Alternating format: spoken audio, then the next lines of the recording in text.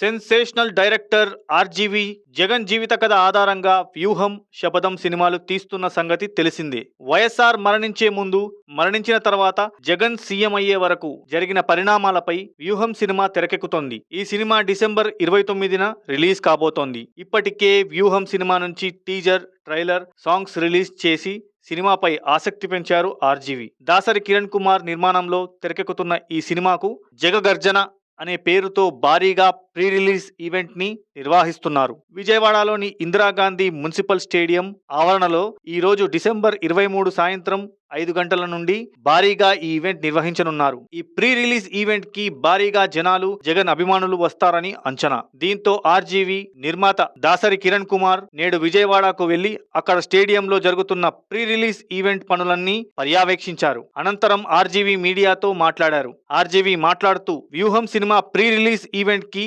YCP నాయకులు, ఎమ్మెల్యేలు వస్తారు. వ్యూహం రాజకీయ వ్యూహం కోసం తీయలేదు. వేరే వాళ్ల మీద వ్యూహం తీశాం, కానీ మీ మీద మాకు వ్యూహం లేదు. చంద్రబాబు అరెస్ట్, వివేక హత్య వంటి సన్నివేశాలు ఉంటాయి. వ్యూహంలో చంద్రబాబు, పవన్, చిరంజీవి, షర్మిల, సోనియా, రాహుల్ ఇలా అందరి పాత్రలు ఉంటాయి. 2009 నుంచి 2019 ఎన్నికల వరకు జగన్ కు సంబంధించిన అన్ని ఘట్టాలు ఇందులో చూపిస్తాం. జనవరి నెలలో వ్యూహంకి కొనసాగింపుగా శపథం రిలీజ్ చేస్తున్నాం. మా సినిమాలకు ఎన్నికల కోడ్ అడ్డురాదు. జగన్ ఆలోచన విధానం నచ్చింది కాబట్టే సినిమాలు తీస్తున్నాను. శపథంలో జగన్ సీఎం అయ్యాక ఆయన ఫెయిల్యూర్స్, సక్సెస్లు చూపిస్తామని తెలిపారు. దీంతో ఈ జగగర్జన ఈవెంట్ అటు రాజకీయ పరంగా కూడా ఏపీలో చర్చగా మారింది.